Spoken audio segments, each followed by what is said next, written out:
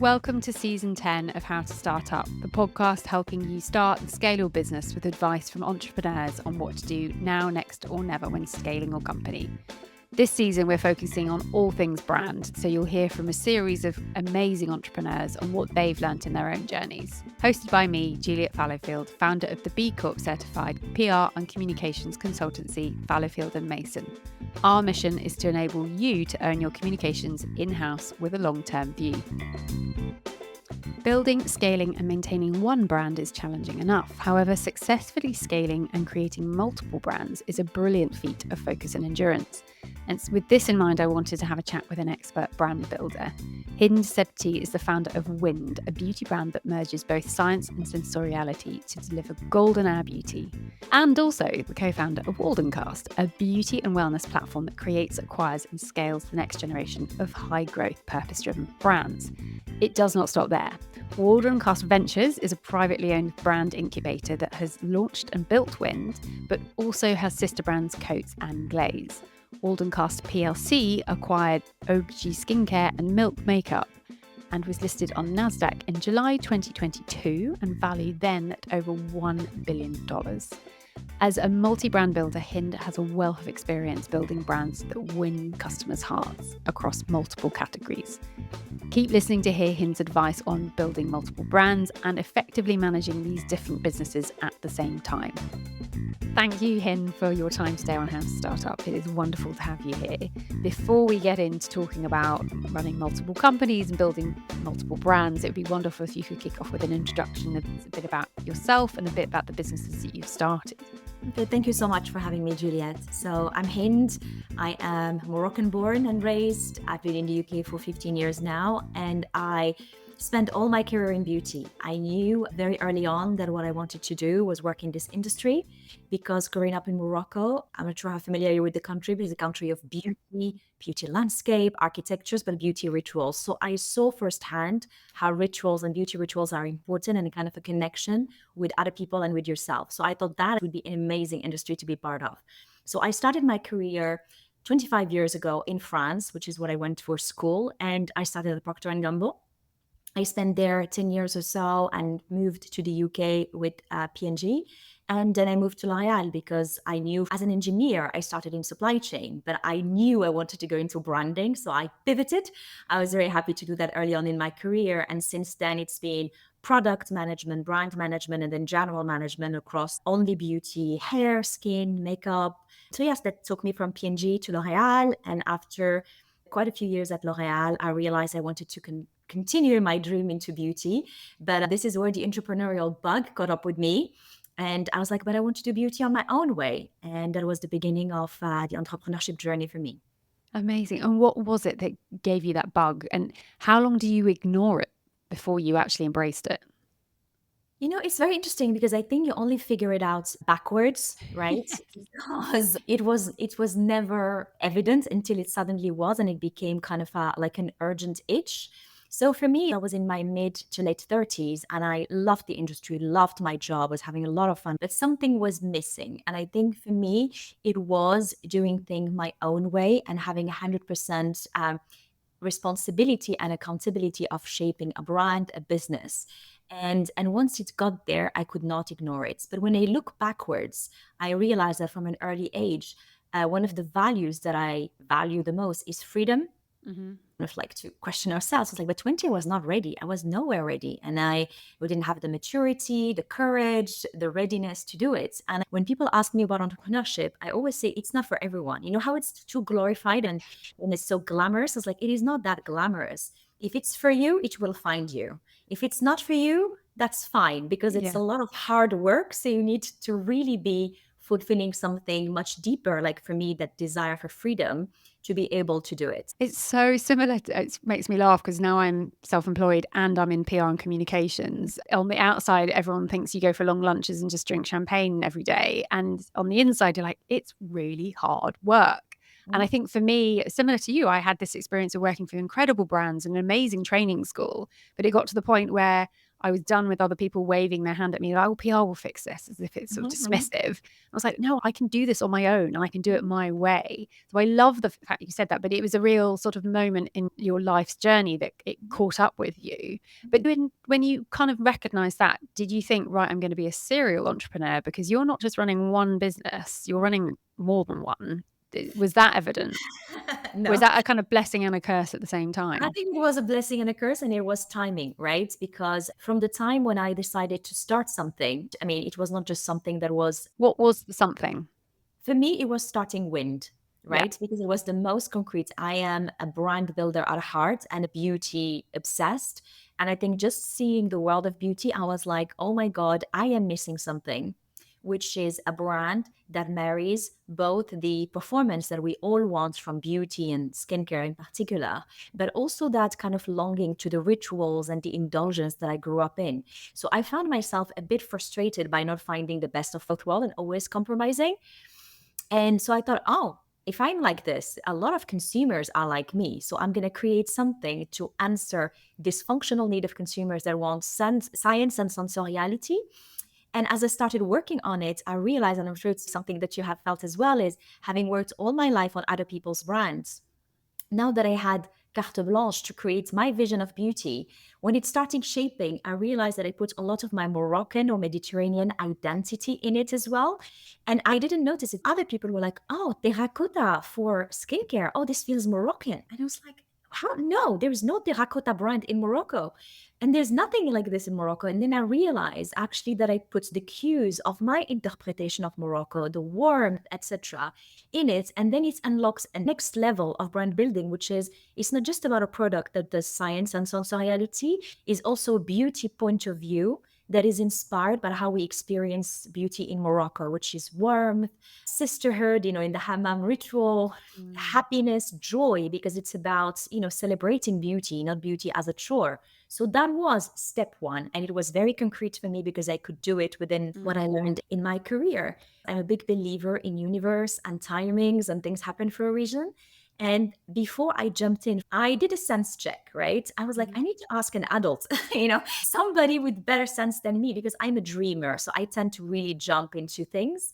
And I asked Michel Brousset, who used to be my boss in the UK and then moved on to be the head of L'Oreal Consumer North America. And I told him at the time, Michel, I'm going to do something mad. I want to live this kind of wonderful life that I have today and be sitting on my kitchen table starting a new brand by myself. I've never worked by myself in my career, but I really want to do it. So tell me if I'm crazy. And actually, he did quite the opposite. He said, well, all the growth we see happening today in beauty is coming from independent beauty brands that are coming from a place of authenticity. So I don't think you're crazy at all. Step one. And step two, he said, and actually, I am thinking of the same. I'm thinking of starting not a brand, but many, many brands, and actually starting Waldencast, which is the house of independent beauty brand. Either we create them, we invest in them, or we acquire them. So we started Waldencast and Wind at the same time out of just, I mean, the timing couldn't have worked any better. So yeah, so this is how I ended up from day one having twins and many, many other projects came in after. So it was an accidental luck, but I wouldn't have it any other way. Every time I ask a founder if there's anything they go back and do differently, it's like, well, no, because then I wouldn't be here today. And some people will argue with me on this, but I think time is more precious than revenue Mhm. because money will come and go and it will flow, whereas time is finite. There are only 24 hours in a day. Mhm. How do you find the time? And I have two answers to this question. First, in a macro way. If I look at it today, I love this kind of conversation because it's a point in time when I stop and think, because I don't have time to stop and think and look backwards, right? Yeah. And I look at it and I'm like, when you say, oh, you've done all these things, it's almost like an aha moment. And I'm like, oh yeah, I actually done these things. And I am surprised as well. But then when I look at it backwards, I'm like, actually, from the decision to start Waldencast, right? It was just the two of us, Michelle and I, Waldencast, with a big vision to build this amazing beauty company, but just the two of us and our own life savings Mm, as the life of the entrepreneur and our investors. And we said, where do we start? So we started in March 2019 with Waldencast Ventures, where we said, we're going to invest in other people's brands. We're going to find brands that we think have amazing potential that need resources in terms of money and also operational know-how, because to scale in beauty is not about passion. You need more because it's a complex industry, as we know. So 2019 was a year when we built Waldencast Ventures, where we met more than 500 entrepreneurs, invested in 7 brands, learned a bit of I call it my PhD in early brands, right? Because I had worked at Procter & Gamble, L'Oréal. I've never worked in baby brands. Startup. Yeah. Yeah, it was really through other people's experiences, 500 of them and more, that I was like, oh my God, so many different stories. And I'm so thankful for that because it has enriched me so much in terms of the entrepreneurial world. And by the end of 2019, we said, okay, we know how this is working. We had invested in 7 brands, minority investment. And parallel, I was working on Wind because that was kind of my personal vision. And we were working in a list of brands that we thought were missing in the world, that would have happily invested in them had they existed. And this is where the idea of glaze came to us. And it came to us from a lifetime where we spent in hair color in our previous lives and thinking this category so needs a refresh. It's so boring. It hasn't changed for 50 years. The packaging, the formulas, the application, we need something newer and fresher, almost like a tinted moisturizer for your hair to redynamize the category. Then we thought about coats, which is what about Gen Z and all these younger consumers coming into skincare with no brand that is really educating them. So we realized actually now we have so many brand ideas, we need to create the Waldencast brands incubator. So this is where we started hiring our team here in London to work on the brands. We kind of the founders of, because we think of them and conceptualize them, but the team to bring them to life, do product development, and then go to market. And through this journey, and somewhere in COVID in 2020, we realized, oh, in our vision of building this big beauty company, we have baby brands that we create, toddler brands that we invest in. It's going to take a long time. We need more teenagey brands, sturdy brand.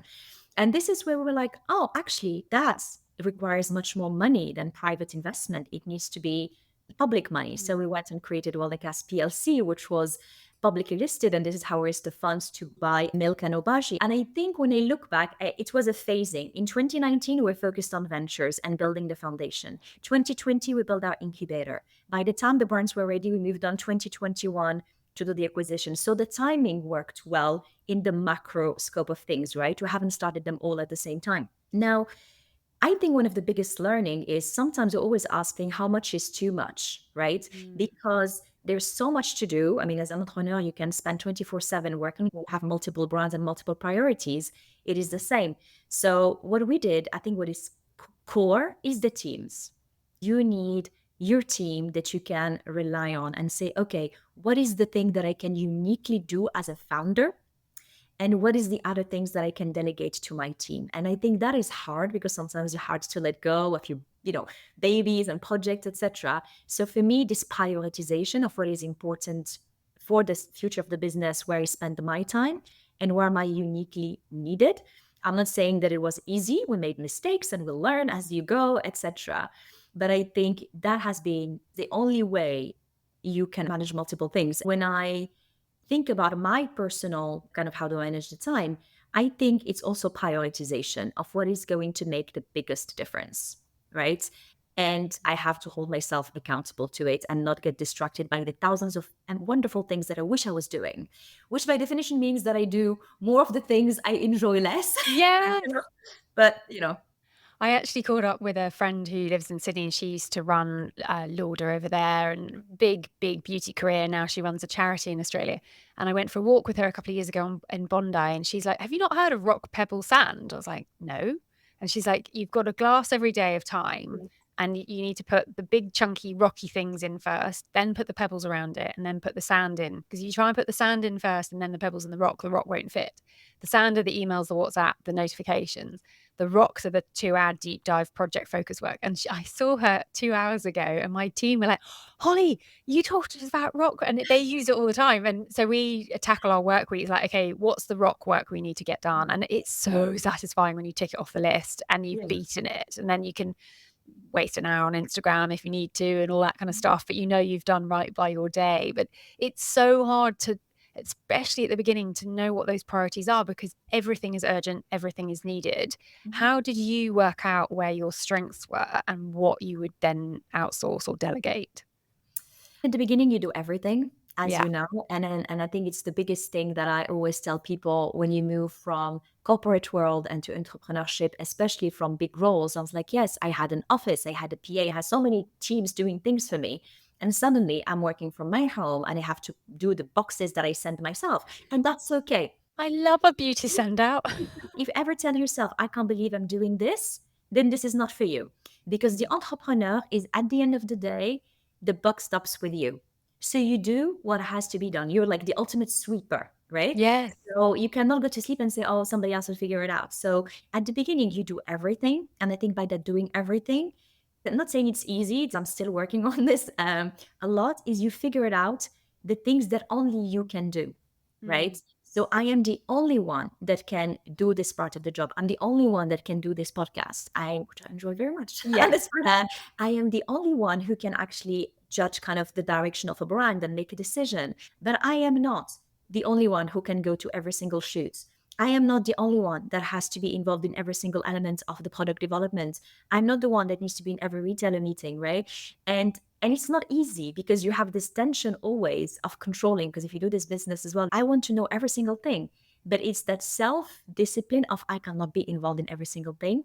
And the second bit is one of our values at Waldencast is ambition with humility, right? So we want to do all of these things, but we know that the competencies that we don't have, if I am going to do, for example, PR or communication, I am going to work with somebody like Becky and then trust that she's going to do that. I'm not going to go in the detail over her, right? And if I have somebody that I need to be in the detail, that is not the right person, right? And you have to make these decisions fast, because I think that thing that you don't have, as you said earlier, as an entrepreneur, is time. Time is everything. So you have to be more decisive on what is working, what is not working for you, be it processes, people, etc., because it's the only way to move forward. Would you say, just bringing it back to brand quickly, would you say you've benefited from doing these multiple businesses and ventures at the same time and they've fed each other at the same time? This is like the $1,000,000 question I ask myself every day. You know what? I find that doing everything at the same time was harder. Okay, for sure, because you don't have one focus, you're always having something going on. Because the more multiple priorities, the more chances for something to go wrong. It's higher statistically, right? But I think I wouldn't have done it any other way because of the learnings. When we launched Wind, it was the first brand we launched in April 2021, right? It was just on the back of COVID. And I was like, I just want to have this brand out because I want to see what people are thinking about it. And the thinking at the time was, my vision was to do like a global concept test. So we're going to launch it only on e-commerce and launch it everywhere. So we can see which country or region have more pull. And I was interested because that was my theoretical brand strategy kind of thing. I mean, oh, it'd be amazing to see how it does. What I learned in the process as we were launching Wind is actually the logistic complications, the heavy lift you have to do just on that. That when you are in a market, you have to also invest in the market for people to know your brand. And then you start stretching your money too thinly. So I was like, that was a great on paper idea, and it gave us some insight that the Middle East, the US, the UK were strong markets for us, and North Africa, but it was hard. So as we were thinking of launching Glaze very early on, I said we will wait to launch Glaze until I know more about Wind. And the learnings on Wind in terms of DTC, I was like, okay, we're not going to launch globally. We're going to do UK and US first. And you know what? We might benefit from having retail quicker for awareness, because it was more down the line from COVID where stores were more confident and things will open. So, and then for Coats as well, Coats was ready to launch at the same time as Glaze. I was like, hang on, I want to make this a mistake once, ideally, and not repeat it for every launch. So launching them all at the same time is like having three babies. You phase it. So one takes care of the other. So I find having all the brands with different brand positioning, business model, masstige, prestige, mass, distribution channel, consumer targets, benefits was a lot that for me, as a person that wants to build a multi-brand platform, it was immensely insightful. And I think a key to our success, because then the scale comes in, the scale of learning. Or coaches start trying TikTok, right? Wind is going to try Pinterest, and whoever cracks it, then we can roll it out across the brands, right? I think I see a lot of benefit on it, and also the benefit of not putting all your eggs in one basket in terms of success, because beauty is an amazing industry that grows sustainably, etc. But has variance between now skincare is hot, tomorrow makeup is hot, color, hair. So when you play multi-category, you also Diversify your risk. yeah, exactly. And I think this approach works when you're thinking mid to long term. You're not thinking quick. Oh, I'm going to do this and exit in 2 years, right? Yeah, it's not going to work because in 2 years, focusing on 3 brands, you're not going to get them. It's almost like the Nike shape is you do that investment in the strong foundations and you learn and you tweak and you tweak and you tweak. So when you accelerate. And this is what we're seeing on the brands. It was more craftsmanship and learnings. And then when they take off with the learnings, and it's much easier. Well, you've got so many data points to pull from. And I definitely think any learning when you're starting a business that you can put back into your business and not make that same mistake again is key. And there's a few times I've kicked myself and gone, I should have known better. But every day is a school day.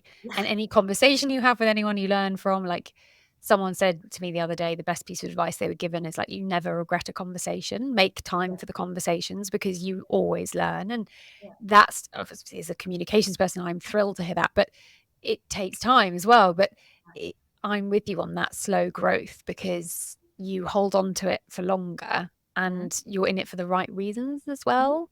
But I love the fact you're across different categories. You've got this sort of halo view of the whole category and then individual brands, and you're cross-pollinating those learnings between them. Are all your brand teams in under the one roof or remote? Is it a blend? How do you share that information between your brands? So we are first and foremost brand people. So we believe in the power of a brand. Beauty is not an industry of leveraging scale onto putting everything in the same room and making them do the same things repeatedly.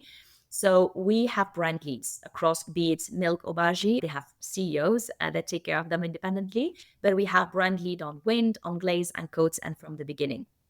What we have in common, and it's the vision across the Waldencast platform, is when you are one indie brand, it's very difficult to get quickly the critical mass to invest in key capabilities and key talents, right?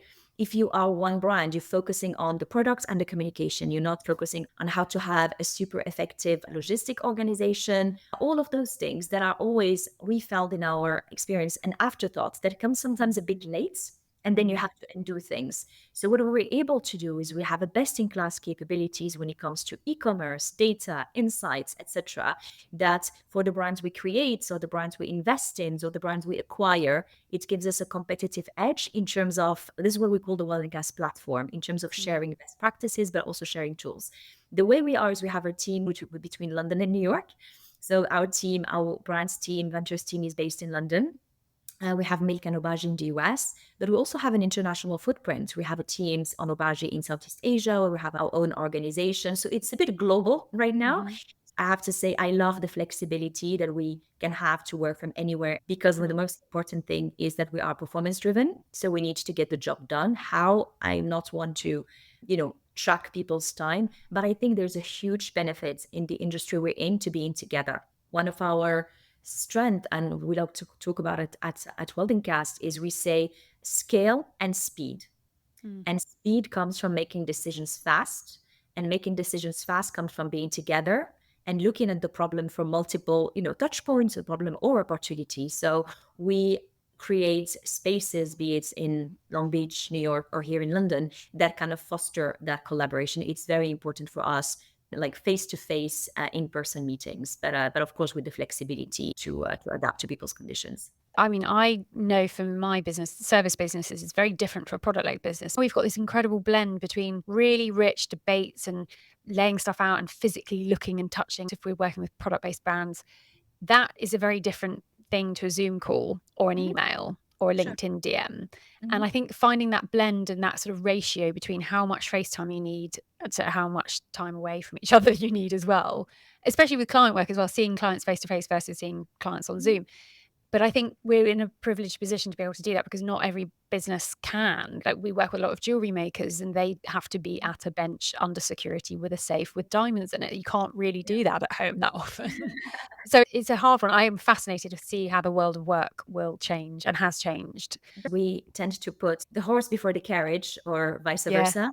Because at the end of the day, people are talking, oh, is it 3 days a week, 2 days a week, 15 days a week? It depends on your business, because I think it starts with what do we need to do to be successful?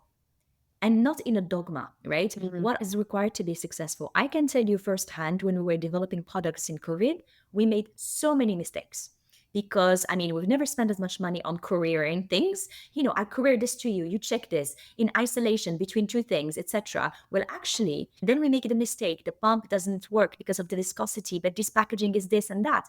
Because we are in beauty, in an industry of details, and we're in an industry of selling products. Not only look at them in our office, but look at them in retail. We need to look at other people's product. We need to look how it looks on the shelf. We need to look that if I do my packaging and I'm so happy with what I've written here, and once it's on the shelf, it's going to sit behind the label, it's going to hide it. Well, good luck to me. You know what I mean?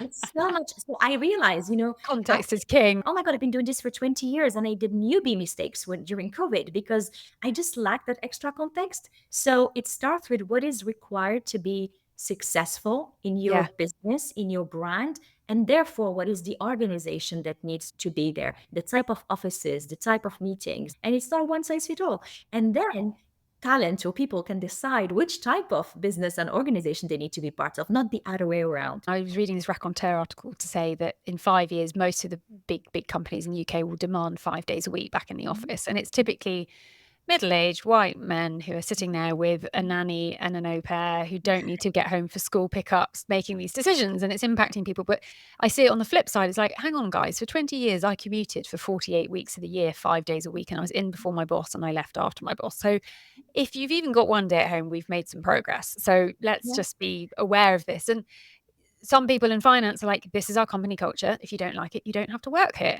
So it's a fascinating debate. However, I feel like we've gone off topic slightly around brands. Yeah, but it links to kind of the concept of entrepreneurship and company cultures.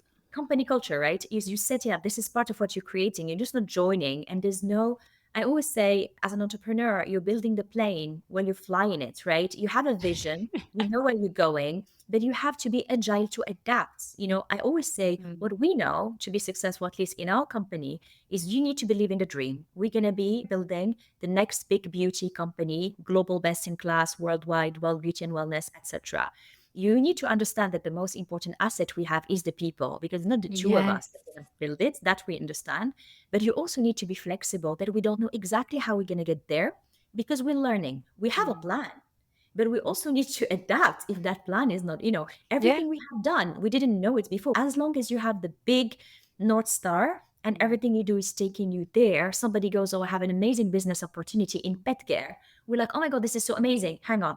We do beauty and wellness, regardless how amazing, regardless it's a great founder, it's a lot of money, it's easy, we can do it in our sleep. No, this is what we're doing. I think you have to be agile and figure it out. And figuring out is also part of the company culture. So I'm like, if you are somebody who wants to come to a job and say, here's your job description and it's exactly what you're going to do, then I'm sorry, it's not going to work. And I think we developed it to interviews. So now I say it in interviews. I was like, listen, it's not for everyone.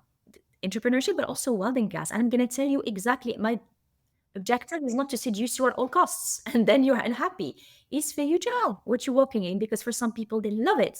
And for some people, they hate it. And that's completely fine. To manage people's expectations is everything. And it's game changing when you get the right talent in your business. And the best and the worst part of the job is the people. But what I've learned from my team, I have 2 exceptional colleagues who every day teach me something. And that's why I love it, because we have these dynamic conversations together and they challenge me and they question me. From the beginning, I was like, I've had this very fortunate career in luxury brands. I can cherry pick the best bits from them and give this to them of what I've learned, like goal documents, progression, training, open office, work remotely, whatever it is. And I keep surveying them, because we got B Corp 6 months ago. It's like feedback. Thank you. It's like, talk to me and tell me when you want to find another job. And if I can't promote you or give you the opportunity, I will help you find it somewhere else. They're like, what? It's like, well, A, I got a longer lead time to replace you, but B, I want you to succeed. And I feel like that open dialogue has really helped me have security and trust them. They trust me. And working remotely, especially, trust is fundamental. If you don't have that, you've got nothing. But the people make or break being an entrepreneur. And I think when you talked about the time, how to do the priorities and the time, I think there's also a thing that when people talk about work smart, not hard, I think it's sometimes a bit of a myth and misleading, because I look at my 25 years and I'm like, I worked smart and hard, you know? Yeah. And I think we sometimes don't help people by saying, oh, just work smart. What does that Mm. mean? For most people, you need both, depending what you want to achieve, right? And I find it that it's not about working smart and so on, it's how you create your own balance. I work, yes, I can say I work, I have no stop 24/7, da da da da da. But I know what I need for my balance. And my balance is not to be at my home at 5 p.m. or to do this or to have a Sunday. It's something else. And I always encourage people as part of our culture to find what this is for them. You Mm. only can define what this is. As a company culture, we say you have to find it. But I'm not going to say 9 to 5, have a lunch break. It's too Yeah. prescriptive. I was like, I don't care about a lunch break, but maybe somebody else does. And I think we have to encourage people, especially in more entrepreneurial startup world where you have to write the rules. If you join a startup or you want to start a business, you're writing all the rules, including this ones. Mm. Have you written your own job description? I should say. My job description? No, there's no No. job description. It's been on my to-do list since I started, and I was like, "There's no point. It's A, gonna take me days, and B, it's gonna change weekly, so what's the point?" But I feel because 'cause you're employing people, it's like, "Here's a job description or a job outline." It Yeah. will change, and we want it to change. We want to bring you in and then see where you land and what you excites you, and then we can sculpt more work in that direction, because I think if someone's happy doing what they're doing, they'll do more of it and they'll do it better. One day want to write my own job description to be like, is this actually realistic? Because I think there are so many hats that you wear, and it sounds like you've absolutely nailed it of like, I know my strengths, I know how I tick, I know what I need to do that's going to shift the business, and everything else other people can do. That's such good advice, especially when you're building these brands, because brand product building is a lot of work and you need a lot of stuff and you need a lot of things. But finding that sweet spot, I think you've clearly done it really quickly, which is so impressive. Yeah, And I don't want it to look like I figure it out. It's the theory that I'm trying to hold myself accountable yeah. to, it's a work in progress. Well, I think just being aware is half of the problem. If you're completely ignorant to something, and then what someone said to me, it's the shark that you can't see that bites you. And it's Yeah. always when I was living in Australia and I never really wanted to go in the ocean that much. I was like, oh God. And then an Aussie mate's like, as long as there's someone further out than you. And I was like, how can I apply this to business? But I'm yet to do that. But no, I think in the juggle is real. And a lot of Mhm. people are like, wow, you have endless holiday and you can travel as much as you like. And it's like, yes, I'm a service-based business. I can travel as much as I like, but I'm always on and I'm always working, and that I keep a plant alive and I manage to take the recycling out. I don't have kids and I don't have a family, so I can give it my all, but that's not healthy. So Mhm. watching you do multiple brands as well as overseeing so many other things, it's so impressive. And I was going to ask, does it all come down to the right people? Do you have one good piece of advice when it comes to recruiting the right talent? I say beauty is my work, my life, my hobby. When I'm not working, I'm down at Harrods, Space NK, speaking to BAs. I don't know anything else You're a to, beauty yeah. like junkie like the rest of us, yeah. Exactly. I don't know. Like if somebody said stop, I don't know what I would do because I generally really love Yeah. it so much. Second, as a person, I thrive on the freedom to build. So the challenges, of course, you have that moment you're like, oh my God, this is tough. You go, oh, okay. So we're building, one step at a time. And where I was also personally, I think what helps me beyond my prioritization is it doesn't come. I think as a one individual is really hard to have all these beautiful principles and hold yourself accountable. What I Mm. have is a co-founder that is absolutely amazing. And we are complementary where we need to be complementary and similar where we need to be similar. So having somebody to share the burden with Mm. is huge. Number one advice I give to entrepreneurs is if you find somebody that you can be a co-founder with is amazing. It's also very tricky because it's a Mm. very tough balance to find somebody that you can, work with 24/7, etc. So I think both of us were very lucky because we rely on each other to be like the checks and balances. You cannot do it for yourself. You have somebody that sees everything you're doing and say, you know what? Focus maybe this on that. I will focus on this. So I think it's immensely helpful.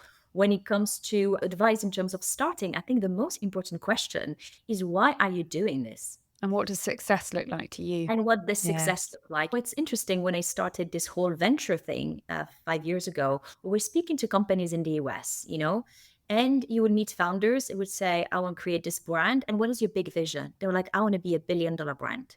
Fantastic. You want to be $1 billion brand. Everybody wanted to be like a Glossier at the time, right? Yeah. It's a success model, which is fine. But then people are coming to venture capital and asking for money makes sense. When we went more into Europe, we would meet businesses, beautiful brands, and we're like, so what's the future? Like build a $5 million business. Wonderful. Because with a $5 million business, you can have a very nice life, right? Mhm. And you can have a very nice life with having $1 billion business, but it is not the same life. So you have to explain, this choice me, you will remain in control of your business. It's going to be a family business. You make 100% of the decisions, but you most likely going to remain small. You want to be big and you want to take big investments. Well, you'll have other people who will have opinions. You will be held accountable to other people. When you take people's money, it's a different game. I think people are not often aware of that in my experience. So what does success look like? What kind of business do we want to build? For which purpose? And how do you want the journey to look like, right? Do you want to be left by alone? Do you want a team? It's very important because it's all about setting up expectation. And the biggest why is when things get tough, you never question it. For me, I mean, of course, we had amazing time, but really tough times. That's the reality of entrepreneurship. And at no point, regardless how tough it is, you question why you're doing it.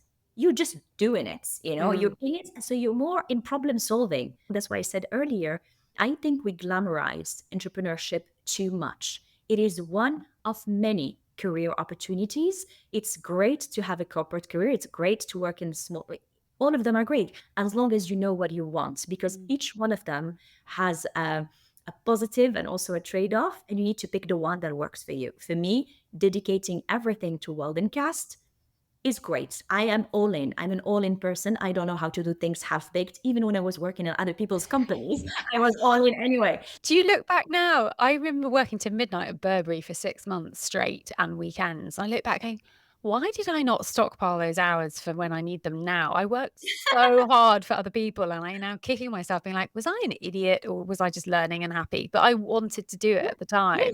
same. I never questioned this, and I think that's part of the The joy. joy. Yeah.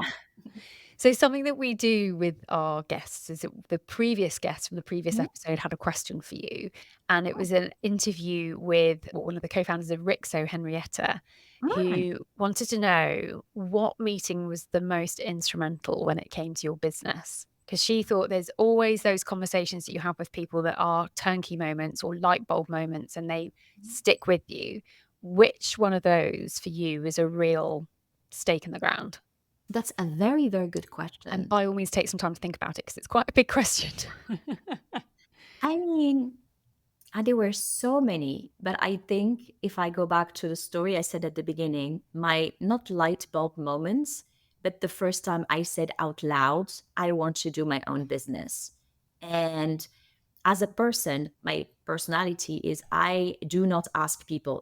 I like to take my decisions myself. I don't ask for advice because I think it's so personal. People are not you, and they will always give you maybe a good advice, but anchored maybe in a personal experience. So when it's really big, I try to get to my decision and then validate it, right? So Mhm. so I've been thinking about this, and it was really hard because I'm like, oh my God, I am going to do something.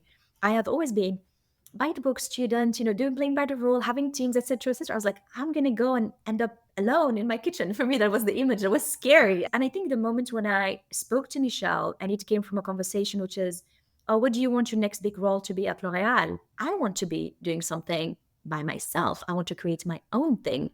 Mm. And half expecting that somebody's going like, oh, this is so ridiculous, which a lot of people, I mean, most people have said that later. Yeah. But at the time, and have the person that I respect the most, tell me, actually, this is not even saying okay, but saying this is an excellent thing, was I'm not one for validation, but it's the best validation I could have had. So that filled me with a sense of belief. And that was even beyond what I had. And that's why I think the partnership we had as well was Yeah. amazing. And I think at the end of the day, and it's kind of why this is the meeting, that the event that I picked versus many investor meetings and lots of things like that, is that moment where, as an entrepreneur, when people told me, oh, it's so risky to live corporate life and do this, and I was like, where's the risk? Right? Because at the end of the day, I am betting on myself. as an entrepreneur, you are your product, right? Yes, of course, you create brand and you create things, but they create because of what you have inside of you. So I am betting, for me, Waldencast was risk-free almost, because I was betting on myself and on Michelle, who is the other person that I think is the best in the world. So I'm like, no. And also, like, everything you learn makes you a stronger, better business person. So I didn't see where the risk was, but it was the most common thing that people told me afterwards, and the risk and things. Where is the risk? I'm so with you. For the first year, it was my closest and nearest, dearest friends that kept sending me jobs on LinkedIn. I'm like, guys, I've got a job. I made a job up for myself. I'm employed just by a company I started. I took Yeah, great offense. I was like, do you not think I can do this? Because yeah, I'm doing this. It's happening. And yeah. I had no idea where my business was going to go. And it obviously has shifted and changed and evolved. But I was giving it my best shot, and I've never thought about it that way. I thought I diversified my risk by having multiple clients, not one Exactly. salary. I was made redundant, lost my entire income, and now with a few clients, the risk is Yeah, spread. But the fact that they kept sending me jobs of like, well, surely you want to go back in house, you want to do work for someone else, and you get that taste of freedom. You're like, hell no, this is exactly, it. exactly. Like, and actually, this is my light bulb moment right now of like, I'm betting on myself. I know how hard I can work. I know how much I can learn.